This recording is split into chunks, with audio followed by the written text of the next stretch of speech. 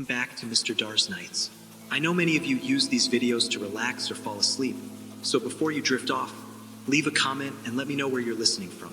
And if you're enjoying these stories, don't forget to like and subscribe. Now let's get comfortable and begin. Story 1, The Dispatcher Who Never Existed. They told me my first week on the force would be slow. Quiet town, simple folks, barely any action. But I guess nobody told the ghosts.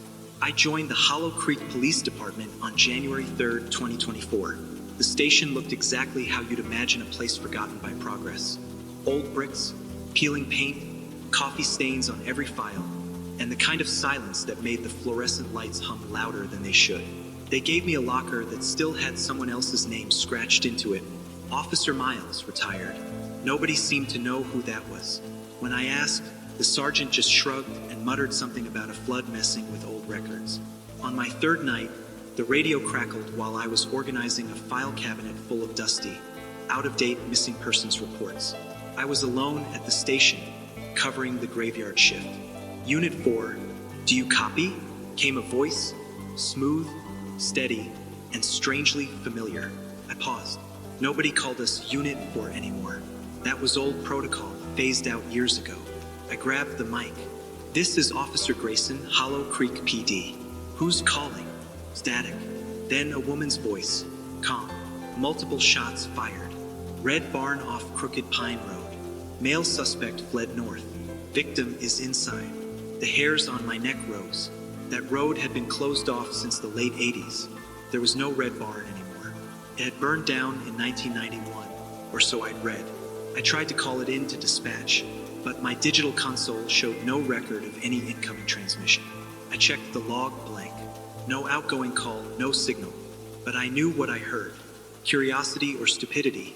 I still can't tell which one drove me to check it out alone. I took the cruiser and headed down that winding gravel road, the tires crunching over icy ruts. The night felt heavier than usual, like the darkness was leaning in closer with every mile. The barn stood right where she said it would be, intact. Fresh red paint, lantern light flickering in one of the upper windows. I got out of the car and walked slowly toward it, hand on my holster. The door creaked open when I nudged it, revealing hay, rusted tools, and a body on the floor. Male, mid-30s, gunshot wound to the head. No blood spatter, just a cold, clean death. I radioed it in, but again, no record showed up. It was like the transmission looped only between me and someone else. Someone not connected to our systems. I snapped photos, took notes, and rushed back to the station. But when I returned, the barn was gone. Gone. Like it was never there. The photos on my phone were blank, just black squares. My notes were intact, but they felt like the ramblings of a madman. I was ready to chalk it up to sleep deprivation until I found the case file. Tucked deep in the archives, almost by accident, I opened a thick yellowed folder labeled Case number 1127 Pine Road Incident. Inside were photos, real ones, of the same man I had just seen. Same clothes, same bullet wound. Dated October 14th, 1984. He died 40 years ago. The same night I got another call. Same voice, same calm tone. Domestic disturbance. White house with green shutters. 128 Carver Street. Female screaming. This time I didn't respond. I drove there silently, heart pounding. When I arrived, the house was silent, empty, dust on the windows, no lights, but in the yard was a broken tricycle, rusted and half sunk into the soil like it had been abandoned for decades. I heard crying from inside. I stepped onto the porch, the wooden boards groaning under my weight, and knocked. No answer, just the crying. When I entered, my flashlight caught old wallpaper curling from the walls and shattered glass all over the floor. The living room had a rocking chair still swaying, and the crying grew louder. Then it stopped. Suddenly, a radio on a nearby shelf lit up. It wasn't mine. It was an old model, beige plastic with rotary knobs and a cracked speaker. From it came the voice again. Unit 4, you're not listening. The house plunged into silence. I spun around, every part of me screaming to leave. I did. I ran to the cruiser and didn't stop until I was back at the station. This time, I didn't even try to explain it. I knew what they'd say. First week jitters. New guy losing sleep. imagination running wild. But I wasn't the only one. Detective Harlan, a 20-year vet, pulled me aside the next day. "You get any weird comms yet?" I hesitated. "Like what?" He nodded. "Old voice, woman, dispatcher callouts that lead nowhere but feel too real." I nodded slowly. He exhaled like someone finally let him drop a weight he'd carried for years. "She's not real. Not anymore. But she's there. Been calling since the 80s. We all get her eventually." "Who is she?" He didn't answer for a long time. Just looked past me, like remembering someone he didn't want to. "She was one of ours. Worked dispatch before the systems went digital. Her name was Margaret Ellery. She died in '89, fire in the communications wing. Electrical surge. Burned with her headset on." He paused. "Some say she stayed on the line." That night, I received another call. I was at my desk, reviewing an old burglary report, when the static crept into my radio again. I froze. Her voice returned. "You're getting close now." I felt the chill run down my spine. "Who are you?" I asked. No reply, just a soft breath, almost disappointed. Then the static grew louder, and behind it, I swear, I heard someone whispering my name. "Grayson, Grayson," over and over like a chant. I pulled the plug on the radio. Didn't matter. The sound kept going, not through the equipment, but in my head. Sleep didn't come that night. When I finally dozed off in the break room chair, I dreamt of a room full of monitors, all showing dead faces, each one turning slowly to look at me. When I woke up, someone had slipped a file onto my desk. It wasn't from this precinct. Wrong header, wrong paper, handwritten. Inside, I found a single sheet. One name, Officer Jonathan Grayson. DOD, January 17th, 2024. Today was January 13th. I called in sick. The next day, I didn't show up for work. I turned my phone off, pulled the batteries out of the radio in my apartment, and sat in silence. But silence has its own way of whispering. Every little creak in the floorboards felt louder. Every gust of wind tapping the window sounded like a call. At 3:17 a.m., my phone, despite being off, lit up on the table. One new voicemail. I stared at it, heart thudding in my ears. It shouldn't be possible. The phone was dead. But somehow, the voicemail icon blinked at me, bright and defiant in the dark. I pressed play. No words, just static. But under it, faint and trembling, was something else. A recording of myself. My voice, gasping, panicking. I was begging someone to help. I was dying. Then a whisper over me. "Margaret, you shouldn't have ignored me, Grayson." I dropped the phone. It hit the floor and shattered the illusion of safety I had built inside my apartment. That voice, that name, the calm confidence it carried. I knew now. She wasn't trying to guide me toward justice. She was choosing her next victim. And it was always a cop.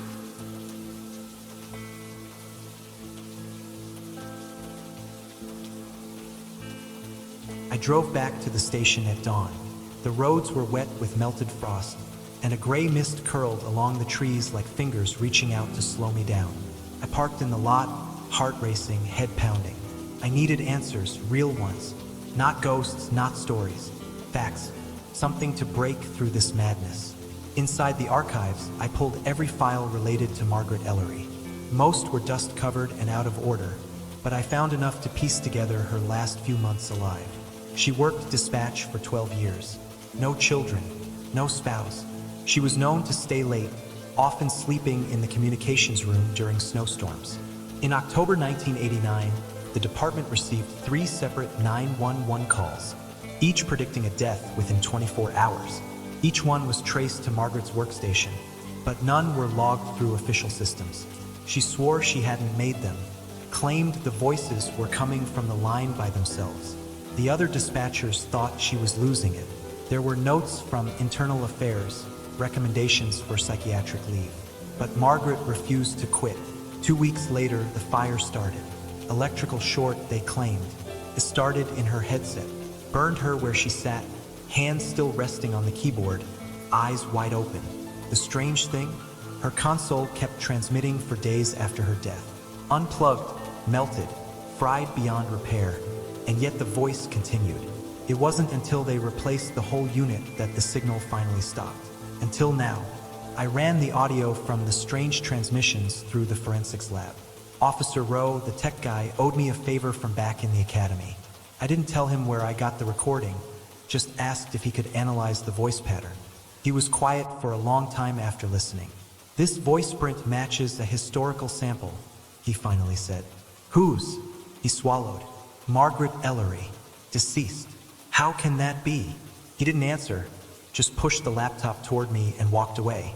That night, another call came through.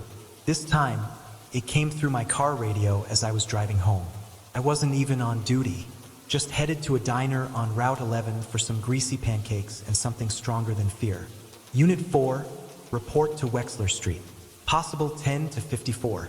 Officer down." My knuckles turned white around the steering wheel. Wexler Street was closed, condemned after a sinkhole swallowed most of it back in '97. But I turned the wheel anyway. I don't know if it was instinct or compulsion, but something drew me there. The buildings were caved in and rotted, the road cracked and uneven. But parked just ahead was an old Hollow Creek squad car, one we hadn't used since the early 2000s. The lights on top still flashed. I approached slowly, gun holstered but fingers twitching. Inside the car was a uniformed officer, slumped over, motionless, badge number half scratched off. But it wasn't just anyone. It was me. Same uniform, same face, dead. I stumbled back, dizzy, bile rising in my throat. As I blinked, the car vanished. No lights, no body, no anything. Just an empty stretch of decaying road. My heart wouldn't slow down, not even when I heard the radio again. "You're on borrowed time, Jonathan." It wasn't Margaret this time. The voice was deeper, male, angry, cold. I ran back to my car and didn't stop driving until I was miles from town. I ended up at Officer Harlan's cabin near the edge of Pine Hollow Lake. He had once told me, "If the job ever gets too loud, you can find quiet here." That night, quiet was all I needed. He opened the door in his pajamas, gun at his side until he saw my face. Then he just sighed and let me in. "You're hearing them now, too?" I nodded. "It's not just Margaret." No, it never was. Margaret was the beginning, but something else came through with her. Something she didn't mean to bring. I stared at him. "What do you mean?" "She wasn't trying to haunt us. She was trying to stop something." Then he pulled out a thick folder from a locked chest under his floorboards. It was labeled only with a single phrase, handwritten in red ink. "The Silent Frequency." Inside were reports from multiple towns. Other officers, all dead. All received strange 911 calls before their deaths. Many had recordings. The voices varied, but Margaret was always the first. "She's the gateway," Harlan explained. "A voice trapped in the frequency. But there's something else on the other side using her to get through. It mimics our voices, our memories. It lures us with them." I asked the question I had been avoiding. "Why me?" He looked at me with a sadness I didn't understand. "Because you picked up the call." That night I dreamed again. The room of monitors. But this time one screen showed Harlan, slumped over, blood leaking from his ears, radio in his hand. I woke up screaming. The cabin was cold, dead quiet. I rushed into the other room. Harlan was gone. The back door stood open, the snow outside untouched. But on the table was his badge. And on the radio, Unit 4, Wexler Street, Officer down. The next few hours were a blur. I drove through the snow, through memories that weren't mine, down streets that didn't exist anymore. I was chasing ghosts, chasing a voice, chasing death itself. When I reached Wexler, I saw the car again. Same position, same lights, but this time the body wasn't mine. It was Harlan, and his eyes were still open. I screamed his name, shook him. No response. The blood on his shirt was warm, too fresh, but just like before, when I blinked, it was gone. Everything gone. Just an empty street. I wasn't just hearing ghosts anymore. I was part of them. My radio crackled. "You're next, Jonathan." I slammed it into the dashboard. It sparked and went dead. But I knew it wouldn't stop. Not now. The voice wasn't in the hardware. It was in me. I remembered the file. DOD, January 17th, 2024. That was tomorrow. I had less than 24 hours to figure this out, or become the next voice on the line. By morning, I could feel something hollow settling inside me, like I was being drained from the inside out. I hadn't slept, hadn't eaten. Time blurred into itself. Every sound had an echo. Every face looked like it might dissolve if I stared too long. I wasn't sure if I was alive, or if I was already part of the frequency. I walked into Hollow Creek PD like a ghost. Nobody looked at me. Nobody spoke. I passed by officers I'd known for years, and they acted like I wasn't there. I waved at Sergeant Price. He didn't even flinch. I turned to the mirror in the hallway near the break room, and for a second, I saw nothing. No reflection, just the empty hallway behind me. Then the static returned. Louder, more invasive. I clutched my ears, but it wasn't coming from outside. It was inside me, and through the static came her voice again. Margaret, Jonathan, the line is open. You've almost crossed. I collapsed in the hallway, sweat rolling down my face, gasping for air. Dispatch called for a medic. I heard it echo down the corridor, but no one came. The call wasn't real. The dispatch wasn't real. Nothing was real anymore. And then my phone rang. Not a ringtone, not a vibration. An old-school rotary-style trill. I pulled it from my pocket. No number, just the word, remember. I answered. The voice on the other end wasn't Margaret's. It was my own. I was born in fire, it said. Do you remember now?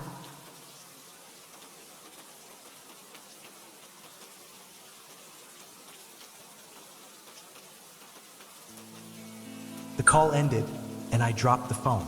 I could barely stand, but my legs moved me out of the station and back into my car.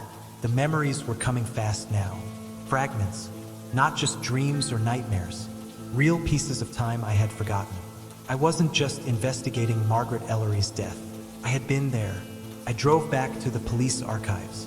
Not the modern digital ones, but the locked basement that held the old cases. The ones too strange, too damaged, too haunted.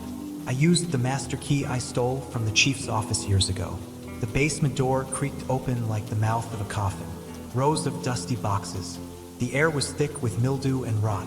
Box 117, tagged Ellery, Margaret Incident Review, 1989. Inside was something I hadn't expected. Picture, me, but not as I am now. A child, standing in the old dispatch center, holding the hand of a woman, Margaret. The note on the back read, Jonathan, age 5, son of Officer Marcus Reed, visiting dispatch for Bring Your Kid to Work Day. I staggered backward. My father, he had never told me, never once mentioned knowing Margaret, but he did. And then it clicked. Margaret didn't pick me randomly. She had known me since I was a child. She had spoken to me, held me, maybe even saved me. But from what? I dug deeper into the box. Old cassette tapes, labeled with dates. October 1989, November, December. I found one marked, Final Transmission. I found an old tape player and inserted the cassette. It hissed for a moment, then static, then Margaret's voice. They're not signals, they're doors. Every call opens another one, and something is stepping through. I hear them, Marcus. I see them in the monitors. They wear our faces. They know our voices, but they are not us. I tried to close the gate, but I failed. The next voice was my father's. A whisper like he didn't want to be recorded. You brought it here. You didn't fail, Margaret. You started it. Then a scream. A shrill, inhuman wail. The sound of wires sparking. The tape ended. I leaned back in my chair, heart hammering. My father had blamed her, maybe even killed her. And me? I was just a kid caught in the middle of something far older and darker than anyone knew.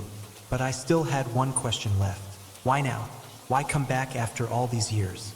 And then I remembered the date, January 17th, the day I was born. The tape wasn't her final words before death. It was her warning. I wasn't just caught in the story. I was the story.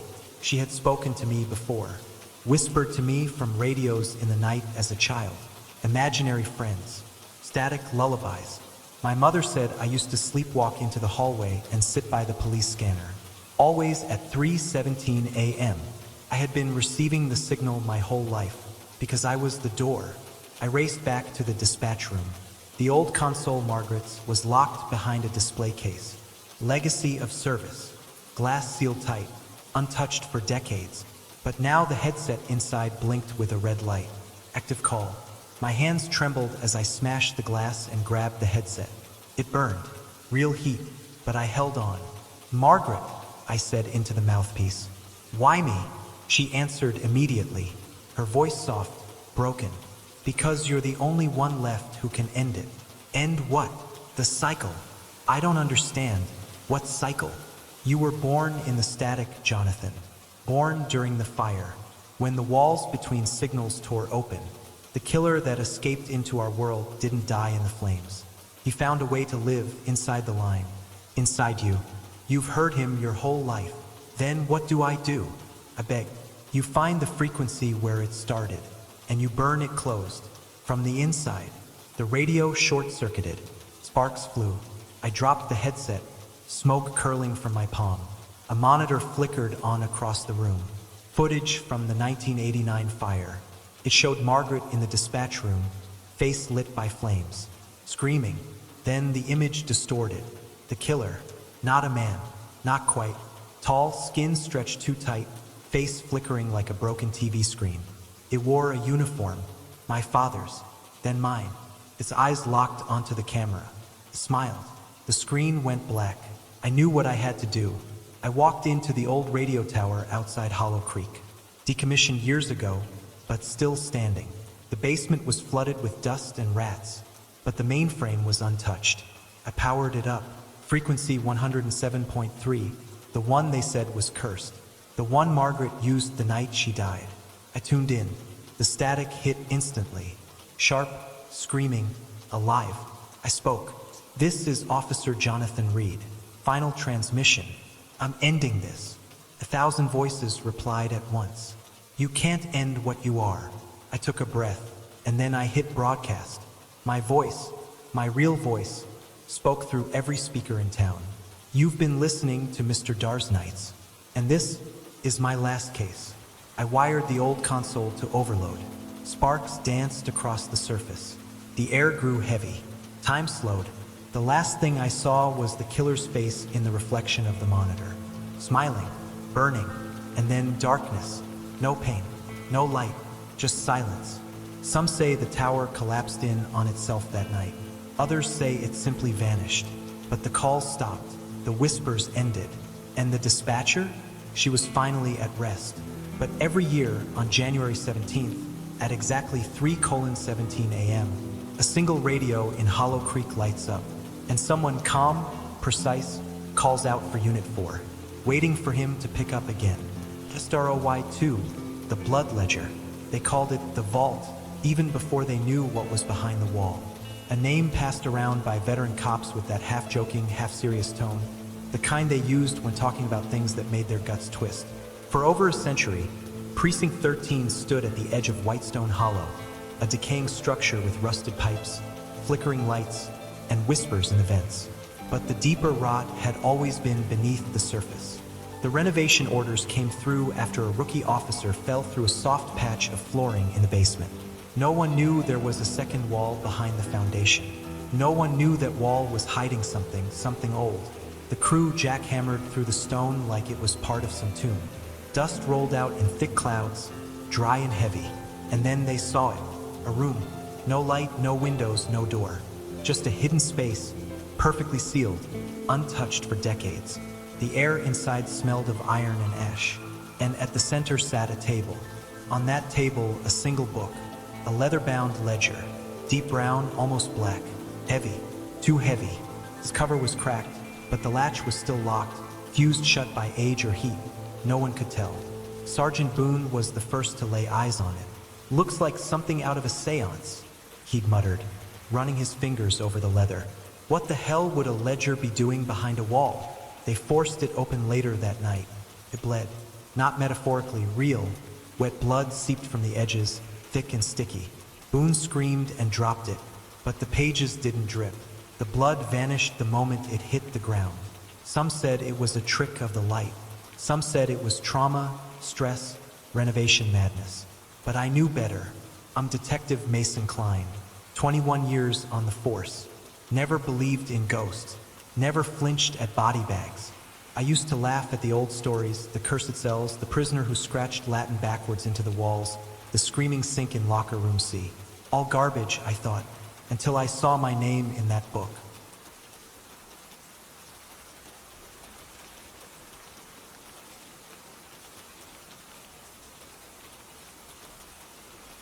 The day the ledger was brought upstairs for evidence processing, it sat in an evidence locker for less than 6 hours before Officer Reed went missing.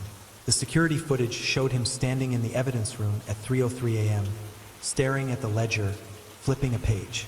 3:04, he vanished, just blinked out of frame. The locker door swung open and shut by itself. We found Reed's body 3 days later, inside one of the unused holding cells, the one sealed off since the 60s. No fingerprints, no signs of entry, and no sign of how he got in. Just his body, mouth open in a silent scream, and a line carved across his chest. Page 27. Boone called me in. I didn't want to believe him, but I saw it with my own eyes. The ledger's pages were numbered in Roman numerals, old school. On XXVII, there was Reed's name. It hadn't been there before. Now it was written in red, fresh, still damp. A few of us tried to track down the ledger's origin. We couldn't find any record of it in precinct inventories. No serial code, no department tags. One officer, Daryl, joked that maybe it belonged to the devil's own detective unit. We didn't laugh.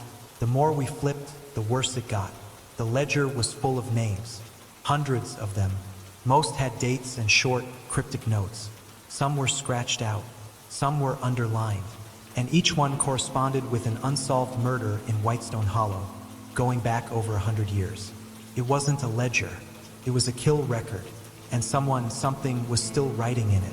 Boone wanted it locked away again, out of sight, out of mind. Couldn't let it go. Something about it pulled at me. I stayed late, flipping pages, studying patterns. The names weren't just random. There was an order, a cycle. Came in threes.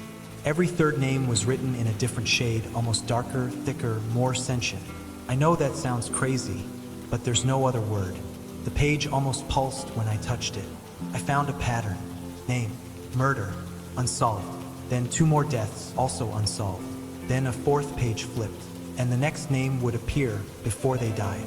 I didn't want to believe it, but then I found Officer Juno's name. Page XXX. She was alive, still on patrol. I ran to the squad room. She was gone. Left for coffee 20 minutes earlier. She never came back. The next morning, they found her in her apartment. Neck broken. No forced entry. The clock beside her bed had stopped at 3:03 a.m. Same minute as Reed. Same time as the surveillance glitch. Same time the ledger breathes. I felt it that night. That's not metaphor either.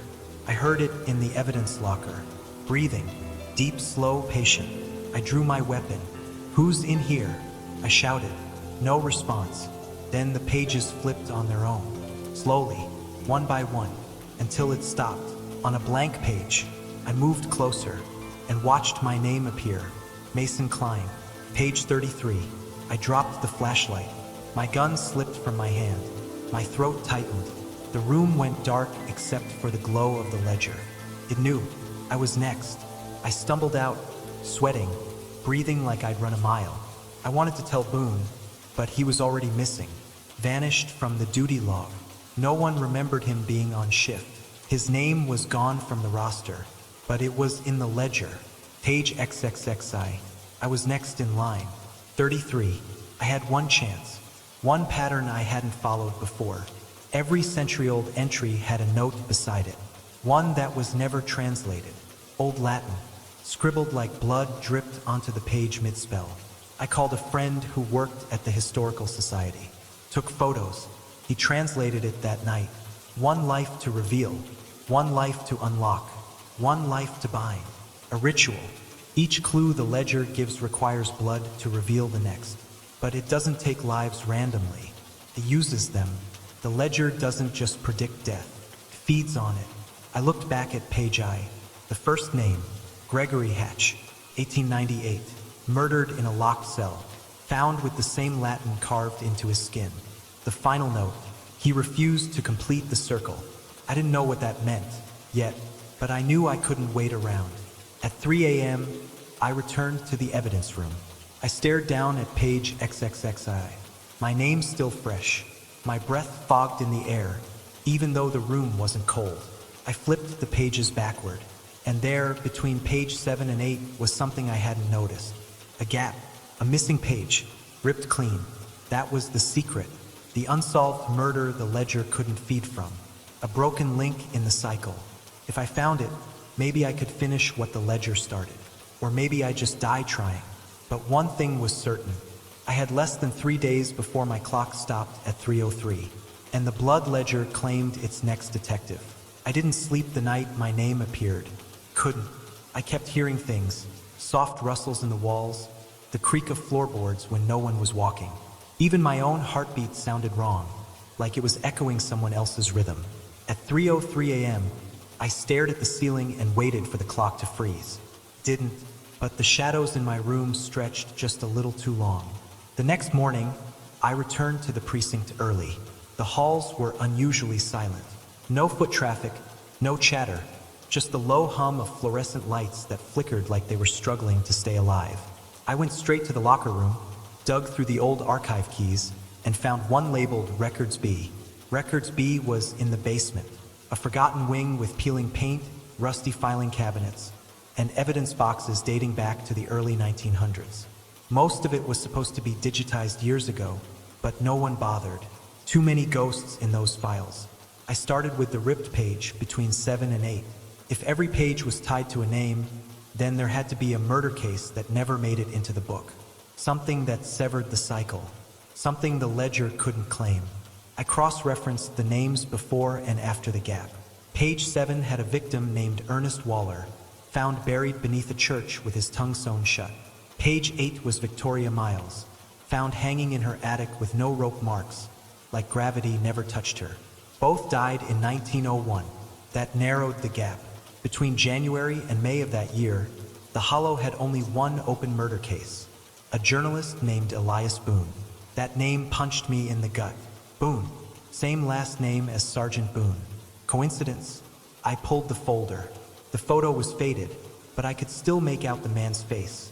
Thick mustache, round glasses, pale skin. Died March 18, 1901. Cause of death, undetermined. Body found locked inside the original precinct vault, the same room we just cracked open. His autopsy report was strange. No signs of injury. His heart just stopped. Witnesses said he was investigating strange disappearances within the department. Apparently, he believed the precinct itself was hiding something alive beneath its floors. I stared at his photo. Elias Boone's face looked eerily familiar, like Sergeant Boone, too similar. Back upstairs, I went through Boone's personnel file. Date of birth, 1978. Place of birth, Whitestone Hollow. But there was no record of his parents.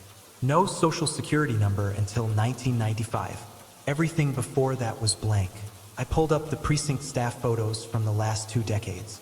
He was never in them. I asked around. No one remembered him ever being hired, but they remembered working with him. My hands started to shake. The ledger had rewritten reality around Boone.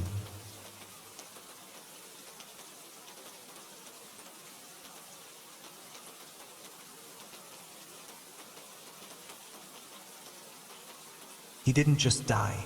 He was pulled back in, reinserted into the cycle. Somehow, Elias Boone and Sergeant Boone were the same man. Different eras, same fate. The blood ledger doesn't just keep records, consumes identities. I returned to the evidence room, flashlight in hand, and opened the locker. The ledger was colder than before, like holding dry ice. The pages didn't flip this time. They pulsed. I said aloud, "You want a story? You want a confession?" The room responded with a sound, deep, wet breathing, like lungs expanding in syrup. I flipped to the blank space, just before my name. It had changed. The ripped page, it was no longer missing. There was something there now. Words forming slowly, as if written by invisible ink bleeding into view. Boone's debt is unpaid. A blood trail must be finished. One life, one clue. My phone buzzed. Unknown number. I answered. There was no voice, just static. Then, buried beneath the noise, whispering. I held it to my ear. Go to the well. He buried them. Dead. Then silence. I looked at the ledger again. The next page, the one after mine, was blank. But I knew it wouldn't stay that way for long. The well. There was only one well in Whitestone Hollow still standing, behind the original sheriff's house, long abandoned, about 2 miles from the precinct. The land was condemned, fenced off, but I had a feeling the ledger didn't care about fences. I drove there at sunset. The wind was cold and sharp, carrying with it the smell of rusted iron and wet dirt. The house stood like a skeleton, windows shattered, door barely holding onto its hinges. Behind it, the well sat in silence, its stone circle cracked, covered in moss. I walked toward it, each step heavier than the last. As I approached, I saw something tied to the rope handle. A small tag, old yellowed paper, written in blood. Debt begins here. I pulled the rope. Something moved below. Not water. Wait, I cranked harder, and after what felt like an hour, something emerged. A box, small wooden waterlogged. Inside, wrapped in soaked burlap, were bones. Small, too small. Children. I staggered back. There were teeth marks on the bones, not animal, not human. Something else. I opened the burlap further and found another object. A coin. Silver. Inscribed with the same Latin phrase from the ledger. Unum pro alio. One for another. I didn't understand. Was this the debt Boone tried to erase? The child whose murder was never solved? The one the ledger couldn't claim? The price of skipping a name? I drove back to the precinct in silence. My phone buzzed again at 3:02 a.m.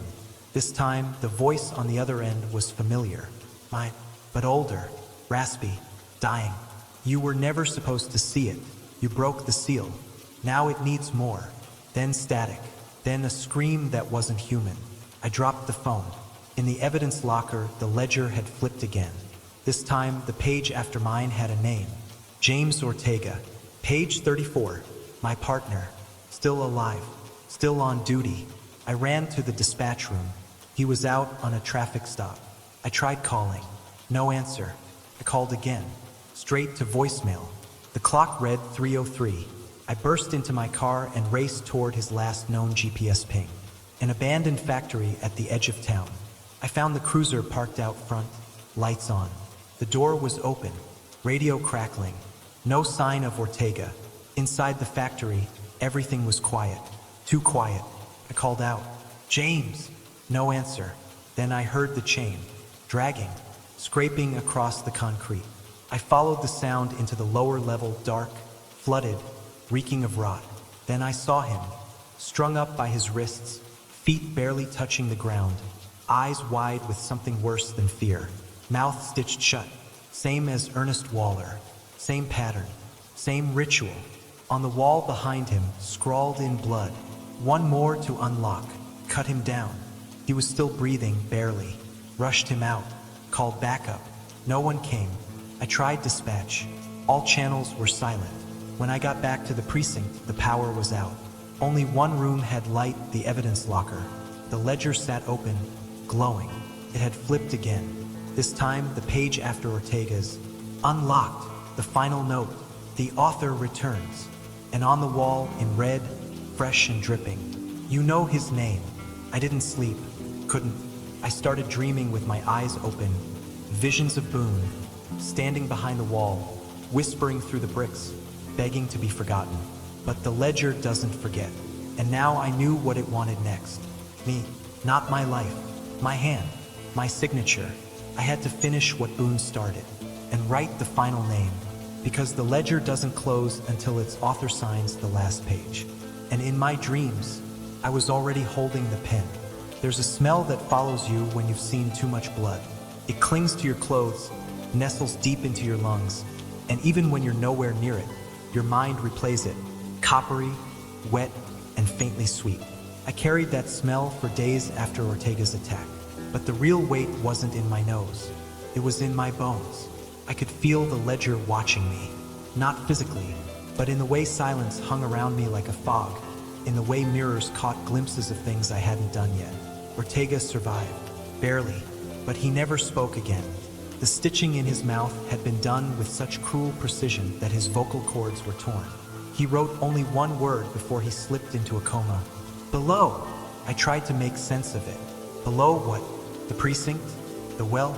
The ledger? The more I stared at that word, the more I remembered the night I pulled the ledger from that hidden room. The basement floor had been hollow-sounding, thin, like something was beneath it. I'd been too distracted by the horror of it all to check. But now I knew where I had to go. That night, I broke into the basement alone. The other officers had avoided that wing since the incident. Some claimed the lights flickered when they passed it. Others said they heard voices behind the walls. I brought a crowbar and a flashlight. And the coin, the one marked with Unum Pro Alio. The tile cracked easily under pressure. Beneath it was a trapdoor, old, iron-rimmed, sealed with a rusted chain. The coin fit perfectly into the lock. Clicked. The chain slid off with a slow groan, and I opened the hatch. The stench hit me like a slap. Mold, rot, and something sweet underneath, like spoiled meat wrapped in perfume.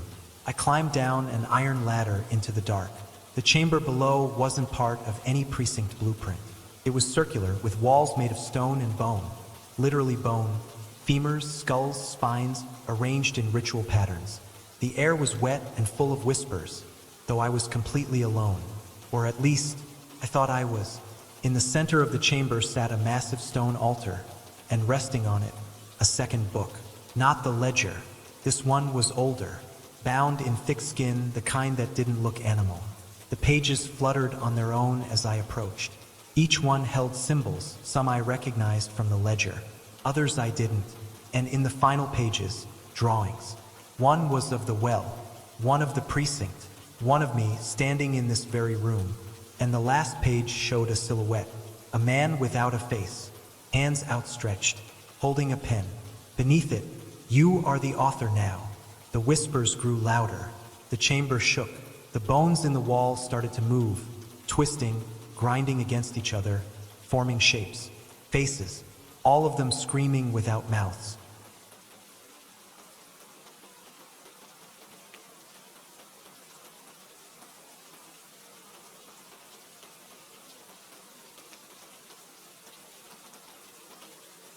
I placed it in the altar slot.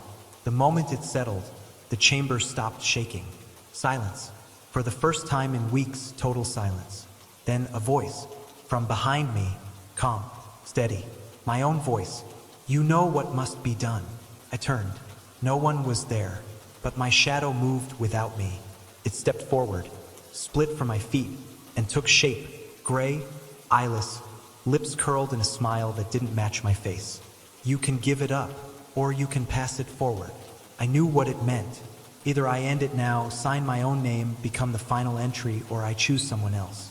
Pass the ledger on, keep the cycle going, and keep living. I stood frozen, heart pounding like a war drum. Then I asked aloud, "What happens if I destroy it?" The shadow grinned wider. Then everything it remembers comes back, pointed upward toward the precinct above, the town beyond. If the ledger dies, so does the forgetfulness. All the names, all the crimes, they return. Every hidden murder, every erased victim, the ghosts it held at bay, they'd all come flooding back. "Balance must be paid," it whispered. "The well must be filled." I looked down at the ledger. Its pages were open to the final entry. My name, half written, waiting. The pen lay beside it. I picked it up. It burned. The pain shot through my veins like fire, and the chamber roared with approval. I screamed, dropped the pen, and fell to my knees. My hands were stained red, not from ink, from blood. I looked at the ledger. The name had been completed. I hadn't written it, but it was finished. Detective Michael Reeve, page XXXV, and under it, smaller writing appeared. Witness becomes warden. I was no longer the author. I was something worse, the keeper, the custodian, the one who ensures the book keeps breathing. The trapdoor sealed above me. The chamber went dark, and I sat there for hours, maybe days, until the walls stopped whispering. When I finally emerged, the precinct had changed. The ledger was back in its original place behind the false wall. The chain was gone, the trapdoor sealed. No one remembered Ortega's attack. No one remembered Sergeant Boone. They remembered me, but in a different way. They called me the quiet one, said I kept the place in order, said I never left the building. They weren't wrong. I stopped going home, stopped eating anywhere but my desk. The ledger called at night. I answered. Whispers told me names. Bad people mostly, sometimes not, sometimes just inconvenient. The more names I wrote, the more I forgot who I was. Until one day a rookie joined the force. Bright-eyed, fresh, curious. His name was Marcus Vale, and after a week on duty, he found the hidden room. Stared too long at the book, tried to warn the others. That night, I left a coin on his locker, the same coin I'd found at the well. His name appeared on the next page. Marcus Vale, page XXXVI. He's still alive, for now, but he hears them, the whispers, the same ones I heard, and I know what's coming. He'll find the trapdoor, he'll climb down, he'll be offered the same choice, write his name, or write another's, and the ledger will go on. It always does, because the truth is, the book was never cursed. It was necessary, a blood debt ledger to balance the weight of justice. Unseen, unheard, but always fair, and always hungry. So if you're ever in Whitestone Hollow, and you hear a name whispered in your sleep, pray it's not yours, because once it's written, can't be erased. You can thank Mr. DarXnights for showing you the truth, but you can't escape it. Sleep well, if you still can. Story 3-inch case file, 273, the officer who answered his own call. It's a strange thing, listening to a 911 call that's meant for someone else, and realizing that someone is you. The first time it happened, I didn't think much of it. A misdial. People get the wrong number all the time. But then I noticed something. The caller was calm. Too calm for someone reporting a murder. The voice came in with a kind of eerie precision, as if the person on the other end had rehearsed what they were about to say. Help, the voice whispered, barely a breath. They're coming for me. The phone crackled, and then a scream. A horrible, guttural scream that made the hairs on the back of my neck rise. It was followed by the unmistakable sound of a gunshot. Then another scream. My stomach sank. A man was dying right there on the other end of the line. I leaned forward, grabbed the pen on my desk, and began writing down the details. The address was local. The time of the call was recent. I could feel my pulse quicken. Whoever had made the call was either in immediate danger or had witnessed something horrible. But it wasn't the voice or the sound of the gunshots that disturbed me the most. It was the caller ID. The number displayed didn't belong to some unknown stranger. It was my own badge number. At first, I thought it was a glitch, a coincidence, but as I replayed the call in my head, a strange feeling crept over me. I knew something wasn't right. My instincts, those same instincts that had served me well in my years as a detective, told me this was no accident. This was deliberate, a warning. I got up and walked to the file cabinets at the back of the office. The sound of my boots echoed in the empty hallway.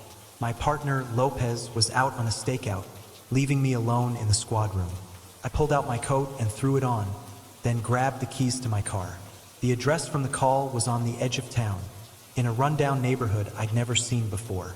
The kind of place you only read about in the papers, the places that had faded from memory, forgotten except for the bad things that seemed to stick around. I drove in silence, trying to make sense of what had just happened. A part of me wanted to dismiss it. After all, there had to be a rational explanation, right? A prank call, a technical error, something. But something told me this wasn't just a mistake. I had a gut feeling this was personal. Whoever was behind this wasn't just playing games. They were sending a message. The car's headlights cut through the fog as I pulled up to the street. The houses were run down, the kind where the paint had long since peeled away. The lawns were overgrown, and the windows stared out like empty eyes. The air had that damp, stagnant smell of decay. I parked near the curb and stepped out, the weight of the moment heavy on my chest.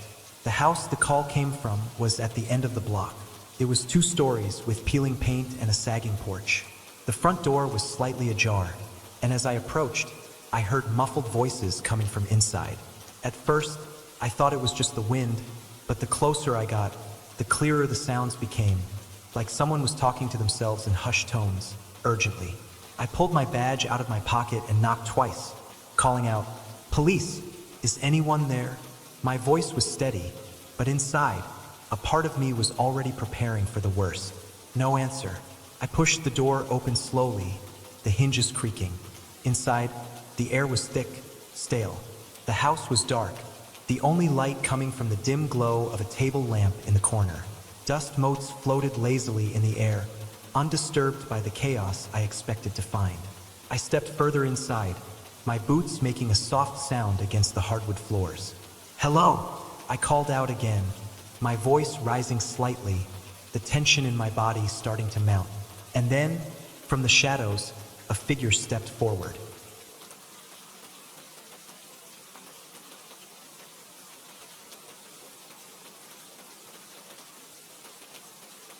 I froze. It wasn't a person, not exactly. At least not in the sense I was expecting. It was a file, a single manila folder, placed in the middle of the room, as if waiting for me to find it. I walked over slowly, my heart pounding now with something deeper than fear, something far darker. I knelt down and picked it up. Case file 273. I could hear my breath catch. I wasn't sure what I expected, but this wasn't it. My mind raced, trying to place the significance of the file number, but nothing came to mind. I opened the folder. Inside, there was a thick stack of papers, all carefully organized. As I flipped through them, the first thing that caught my eye was the death certificate. It was dated for the following week. The blood drained from my face as I stared at the document. There was no mistake. It had my name on it, my full name, my badge number, everything. But the date was what made my heart stop. The certificate listed the cause of death as a gunshot wound to the head. I slammed the folder shut, my fingers shaking. My mind was racing. This was impossible. Who would do this? Who could have known? And why was this happening to me? There was no answer in the room, no clear path to follow. But one thing was certain. I was in danger. I had to find out who was behind this. I had to know who would kill me. I turned to leave, but as I reached the door, a loud crash echoed from upstairs. Someone was here. I sprinted up the stairs, my mind already jumping ahead, calculating what I would find. As I reached the top, I heard the sound of someone moving in the hallway, footsteps dragging against the floor. I crept forward, my hand on my gun, my senses on high alert. The door at the end of the hall was open, and I could see a figure standing inside. It was me, but not in the way I expected. The figure standing before me wasn't just a reflection. It was me, but not me, a doppelganger. And as our eyes locked, a voice rang out from the shadows. My own voice, but colder, more sinister than anything I'd ever heard. "You've been asking the wrong questions." I drew my gun, my hand steady, but before I could react, the figure spoke again. "You're going to die next week. There's no stopping it. The prophecy is already written." I swallowed hard. The gun trembled in my grip. "Who are you?" I whispered. The figure didn't answer. It didn't need to. I didn't lower my gun. It wasn't fear, not exactly. It was something else, something primal that told me if I didn't stay alert, something far worse than death was waiting for me. The figure before me, my exact double, smiled faintly, almost mockingly. "You really think you can stop it?" the doppelganger asked, its voice a mirror of mine but colder, deeper, like it came from somewhere dark. I didn't answer. What could I say? Every bone in my body screamed to pull the trigger, but I didn't. Something told me this wasn't a fight I could win with force. The figure stepped closer, its movements smooth, gliding like it was in no rush. "You should have listened when the first call came in. But then you've always been too stubborn, too curious." I stood frozen, gun raised, but unsure. My heart pounded. Was this a hallucination? Some kind of sick prank? Was I losing my mind? The figure raised a hand. "I don't want to hurt you, detective. I'm here to show you what's already written." For a moment, I felt a flicker of understanding, like the fog was lifting. I had to know. I had to know what the hell was going on. "Who are you?" I demanded, voice trembling despite myself. "You really don't get it, do you?" It chuckled, a sound that made my skin crawl. "I'm you, or Rather, I'm what happens if you follow the wrong path. I'm the ghost of your future, or at least what would have been. I shook my head. This isn't real. Oh, it's real, detective. The figure's smile widened, sharp as a blade. You think you're solving some grand mystery, but the truth is, the mystery is you. Your death is already sealed. The question isn't how it will happen, but why you haven't figured it out yet. The words cut deep, and I felt a chill creep up my spine, the hairs on my neck standing on end. I wasn't afraid of dying. No, it was something else that terrified me. The realization that there was a bigger, darker force at work. One that had been manipulating me the whole time. I tightened my grip on the gun. What do you want? Nothing, the figure replied. I'm here to show you the truth. You think you're investigating a murder mystery?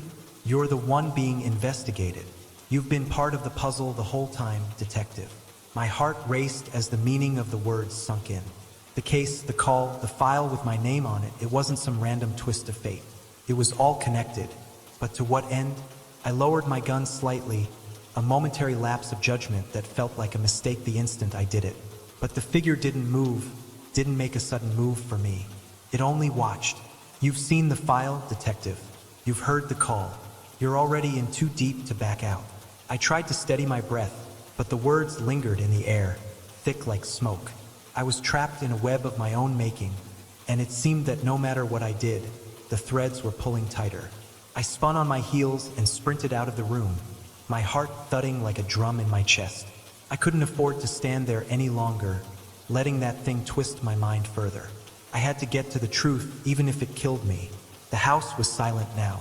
The muffled voices, the whispers, they had all faded. But the dread was still with me, hanging like a fog that I couldn't shake. I bolted down the stairs, my boots slamming against the wooden steps. I reached the front door, but as I opened it to leave, I stopped dead in my tracks. The car was gone. The only vehicle parked on the street now was mine. I hadn't driven it here. I hadn't even seen it when I first arrived. How could it have gotten here without me noticing? Panic began to claw at my insides, but I forced myself to remain calm. I couldn't afford to lose focus now. My life was on the line, and I wasn't going to let this strange, twisted puzzle destroy me. I headed back to my car, ignoring the growing sense of unease gnawing at my every step. There was no time to waste. I slammed the door shut, starting the engine with a forceful turn of the key. The low rumble of the engine filled the air, but it did little to drown out the chaos in my mind. As I backed out of the driveway, I glanced up at the dark house one last time. There was no one at the window, no movement at all, but something in the back of my mind nagged at me. I had to know what this all meant.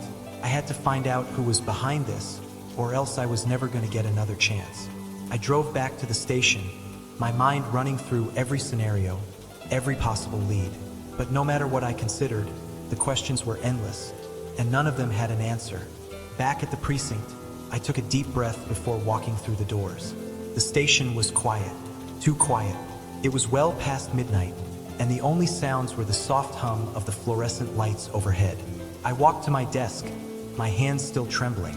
The file was still there, the one I'd found in the house. I opened it again, but this time the papers inside were different. The death certificate was gone. In its place was a new file, one that made my blood run cold.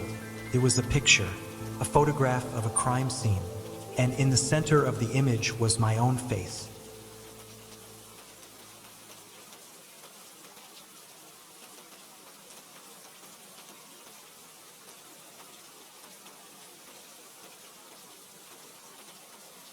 I swallowed hard, the taste of fear bitter in my mouth. Detective Carter, a voice called from behind me. I spun around, my hand automatically going to my gun.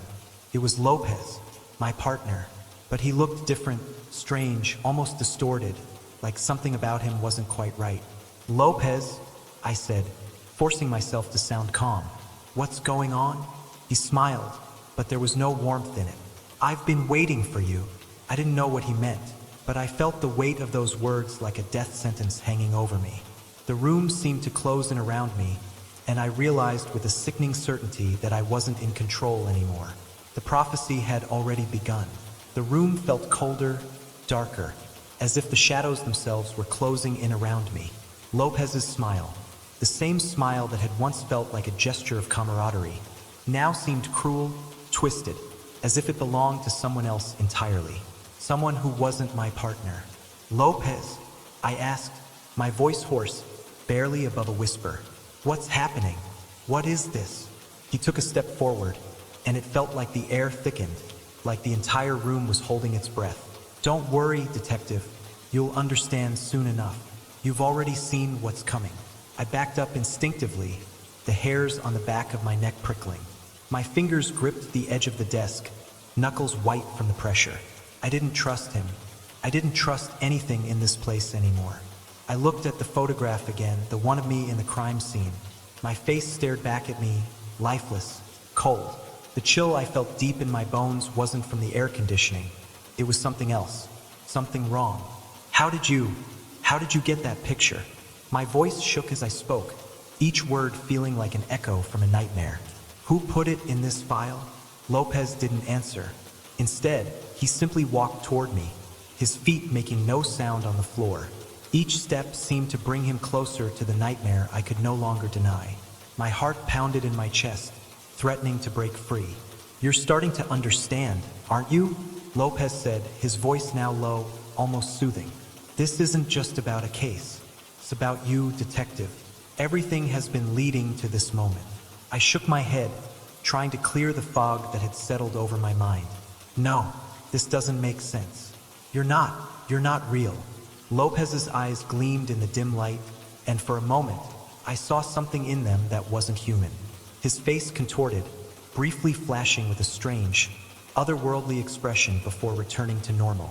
But I knew I had seen it. The person standing in front of me wasn't my partner anymore. It wasn't Lopez. I took a step back, my mind scrambling to make sense of everything that had happened. The calls, the death certificate, the photograph, and now this Lopez standing there, a mere reflection of what he once was. I knew I had to get out of the room. I had to get away from this thing before it was too late. But my legs felt heavy, like they were trapped in concrete. The room seemed to spin, the walls closing in around me, suffocating. Couldn't breathe. My vision blurred, and I saw flashes of my own death, my body lying cold and lifeless at a crime scene. My blood pooling around me. You can't run from this, Lopez said, his voice now distorted, deepening, resonating with a hollow echo. You're already in the web, detective. You've been part of this from the very beginning. Stop, I gasped, trying to steady myself, my hand gripping the edge of the desk so hard it hurt. What do you mean? What is this? Why are you doing this? Lopez smiled again, but this time it wasn't a smile. It was a grimace, a twisted thing that wasn't human at all. His lips curled up, revealing teeth that were far too sharp, too jagged, like they belonged to something inhuman. You're already dead, detective, he whispered, his voice a rasp now. You just haven't realized it yet. You've been walking the line between life and death, and now it's time to see where it leads.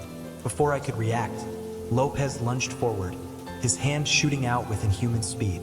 I barely had time to raise my gun, but the moment my finger touched the trigger, a violent force slammed into me, knocking me off balance. I fell back, my head slamming against the hard floor, and for a moment, everything went dark. When I opened my eyes, I wasn't in the precinct anymore. I was somewhere else, somewhere darker. The floor was slick with something cold and wet. My gun was gone.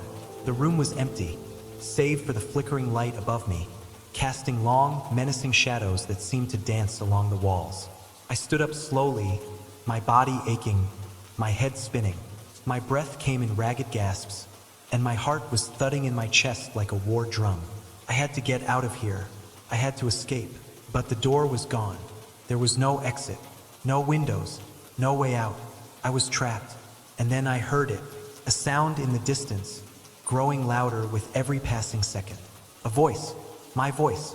Detective, you can't run from this. It was coming from behind me. I spun around, my eyes wide, searching for the source of the voice.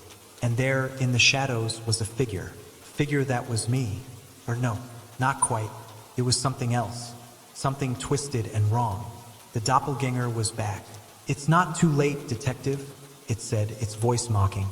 You can still make the right choice. You can still change things. I took a step forward, my heart hammering in my chest. What do you want from me? I demanded, the words breaking free of my lips before I could stop them. The figure tilted its head, a cruel smile spreading across its face. I want you to understand the truth, detective. The truth about your fate.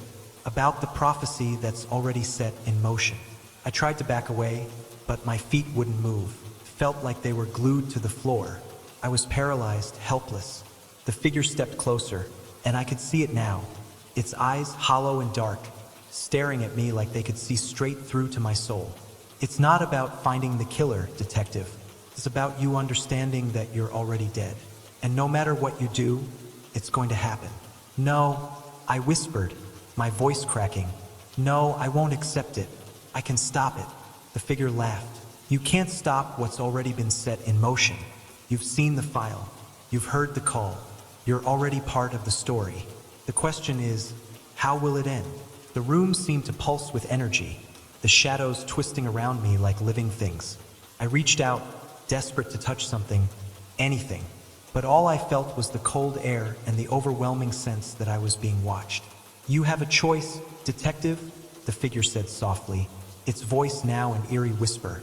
But it's a choice you'll regret. The figure reached out, its hand closing around mine. And in that moment, I knew that no matter what I did, I couldn't escape this fate. I couldn't escape the death that awaited me. And just like that, the room faded away.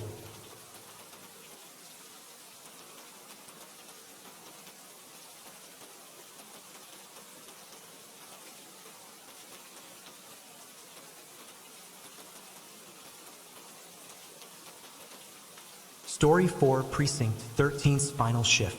The musty air inside Precinct 13 seemed to have absorbed years of fear and regret, hanging heavily around the dilapidated walls. Graffiti marred the once pristine corridors, and the flickering lights overhead created jagged shadows that seemed to stretch farther than they should. The building was dark, as though it hadn't seen daylight in years, and yet, in a twisted sense, it still felt like it was alive. A place with its own pulse, a heartbeat that reverberated through the crumbling foundation. The officers who stood inside the old precinct weren't naive. They had heard the stories. Everyone had heard the stories. Precinct 13 had become a local legend after the events of 1989, the so-called blackout incident. 9 officers, good, hardworking men and women, were found dead inside the precinct, their bodies eerily frozen in time. No wounds, no signs of struggle, just lifeless figures with eyes wide open, gazing into an abyss that no one could explain.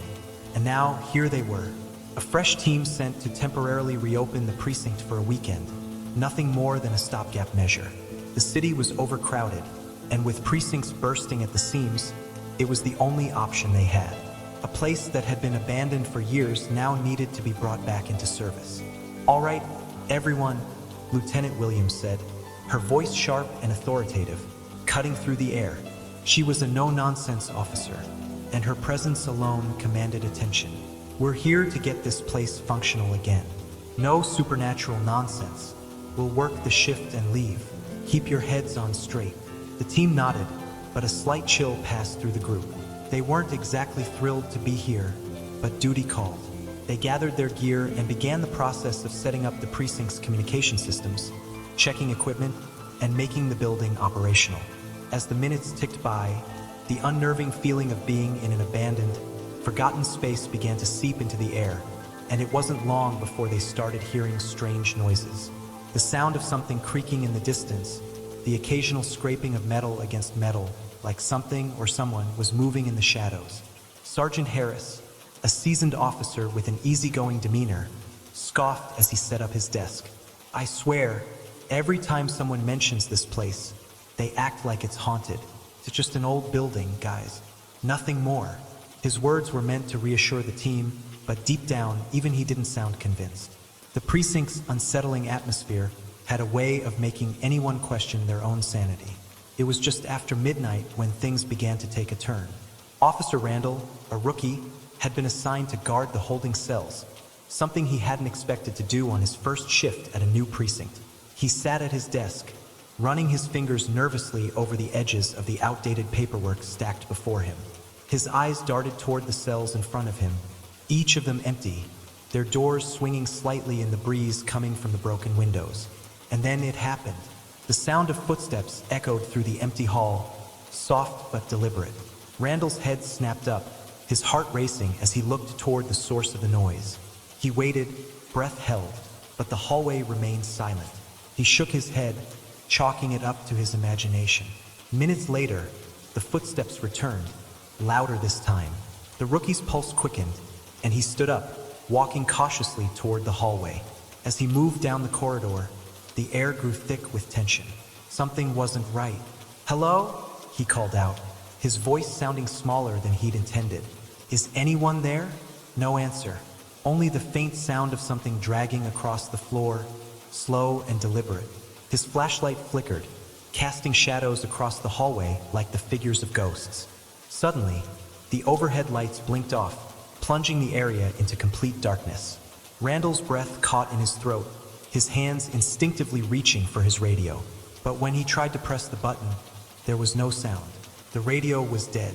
He stood frozen, listening intently. The dragging sound was closer now. The hairs on the back of his neck stood up, and an icy chill ran down his spine. His flashlight flickered back to life for a brief second, revealing the shadow of something or someone, standing at the end of the hallway. The silhouette was unnervingly still, yet it seemed to grow larger, closer with every blink. A whisper, just one word, carried on the air, but it was enough to send a jolt of fear through Randall. "Leave!" Before he could react, the lights flickered once more, and the figure was gone. He felt his heartbeat in his throat as he spun around, only to find the corridor behind him completely empty. "Jesus!" Randall breathed, trying to steady his nerves. His radio crackled to life just as he stepped backward toward the desk. The voice that came through was clear, but it was the last voice he ever expected to hear. "Randall, get out of there." It was Lieutenant Williams, but her voice sounded strained, frantic. His pulse spiked as he hurried to respond. "Lieutenant, what's going on?" Randall," she shouted, cutting him off. "Get to the front office. Now, we've got a problem." His legs carried him faster than he thought possible, and in seconds he was back in the front office. Lieutenant Williams was standing by the door, her face pale, her expression filled with disbelief. "Something's happening here," she muttered. "Something unnatural." Just as Randall opened his mouth to speak, Officer Daniels, another rookie, stumbled into the room, his face drained of color. I swear," he said, shaking his head in disbelief. "I heard my own voice, repeating the logs from 1989, word for word." Williams furrowed her brow. "What do you mean?" Daniels seemed on the verge of panicking. "I was just sitting there, and it started. The case logs from that night, the blackout incident. I don't know how, but they started coming out of my mouth. Everything about that night, the 9 officers, the deaths, and I wasn't reading it. I didn't even know the details until it came out of my own mouth." A sharp noise echoed from behind them, followed by the unmistakable sound of a door creaking open. Officer Harris entered the room with an expression of deep concern. "Something's wrong here, Lieutenant," he said, his voice low. "It's happening to all of us. I can feel it. This place, it's not just abandoned, it's something else." Just then, the radio crackled again. This time, it wasn't the voice of Williams. It was a distorted, broken voice, barely recognizable. Leave now, don't stay." The night dragged on, but the eerie tension inside Precinct 13 never seemed to waver. It felt as though the building was holding its breath, waiting for something to happen, something inevitable and utterly terrifying. Lieutenant Williams paced back and forth in the front office, her fingers twitching around the handle of her holstered gun. She had seen her fair share of strange, unsolvable cases, but nothing had ever prepared her for this.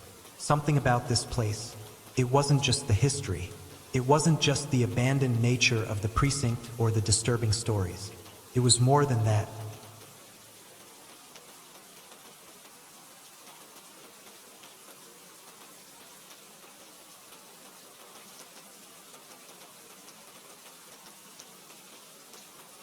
Something was feeding off them.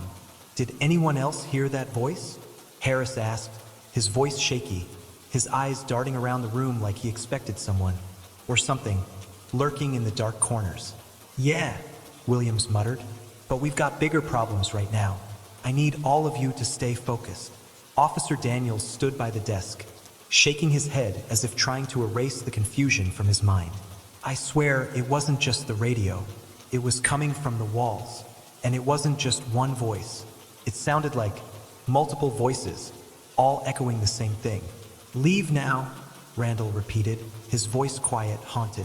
It almost felt like we were hearing the last words of those officers who died, like we're trapped in their last moments.